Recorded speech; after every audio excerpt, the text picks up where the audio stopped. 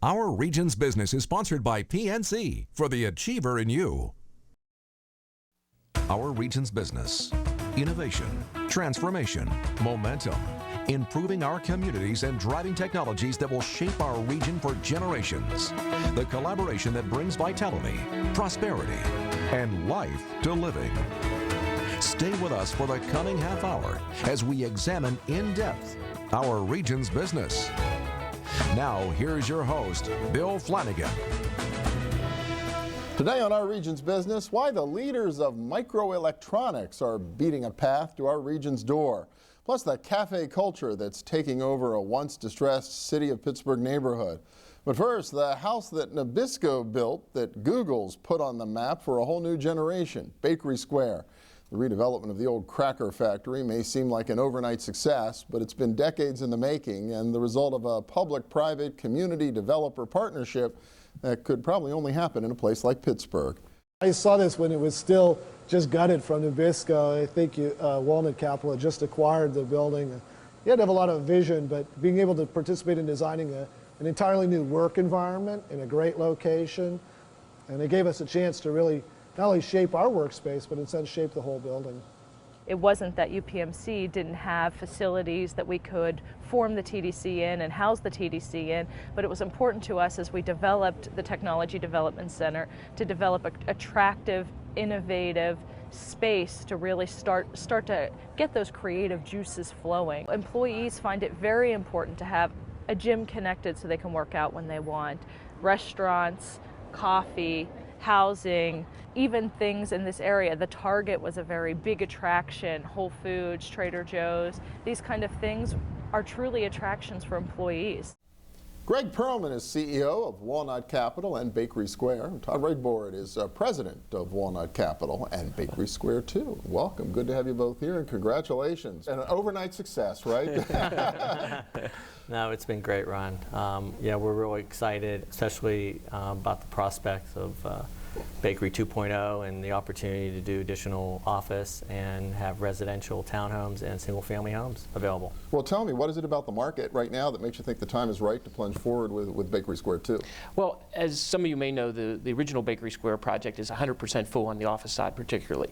We've had tremendous response from the high-tech medical educational community, and when the opportunity became available to look for expansion, obviously we looked right across the street to the old Reizenstein School property, which was being taken out of service by the school district. So we just see this now as an open canvas. We have the opportunity to take what we did at Bakery Square and expand it beyond.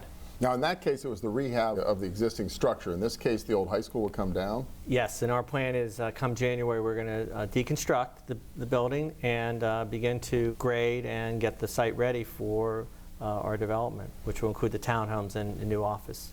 And so it really does. It kind of blends itself into that neighborhood. You've got the existing commercial development across Penn, but you've got a lot of residential going the other way. So it seems like you really tried to take that into account. Exactly. I mean, what we see for Bakery Square 2 is one thing particularly that's missing is the residential component. People that work at Bakery Square love Bakery Square and the area and want to live around there. About 60% of the people that work there live within a 2-mile radius. And a number of those folks aren't from Pittsburgh, coming from other parts of the country and all over the world. And what they're really looking for is a convenient, safe place to live close by. They like to bike, they like to walk, they don't want to drive to work. So we feel that if we can create not only more office space, but more residential opportunities on the old school property, that really will fill the gap that's needed. Well, and you get brand new housing too, which is kind of hard to come by in Pittsburgh's East End. It's rental townhomes, which is what we do a lot, and we believe that this is a great demand for it. It's a great market, and you know, people have Whole Foods and Trader Joe's right down the street, and Giant Eagle and things like that they can go walk to and live right next to Mellon Park, and it's a great environment to be part of. Yeah, it's interesting just watching all of this evolve over the last 15 years. It really has seemed to be a lot of back and forth with the community and you as developers, others participating, a real dialogue as opposed to just the developers coming in and saying this is the way we're going to do things, right? Absolutely. You know, the hardest thing to do in our experience is to develop in an urban area. And what you need with that is a public-private partnership with the city, with the state, with tax credits, with the neighborhood, with all the folks that have invested in the community. You have to work together. And we think that that's something we've accomplished at Bakery Square. it's almost like a case study on that, where we're able to pull together the resources to rehabilitate the old Nabisco building. Some folks wanted to tear it down or wanted to use the first floor just for retail and park cars on the surface, but we weren't able to come up with a scheme that created these jobs, an opportunity for companies to grow, to create high quality jobs. And that's really what we intend to continue at Bakery Square too, is this kind of continuing public-private partnership. So you really see that conversation continuing going forward?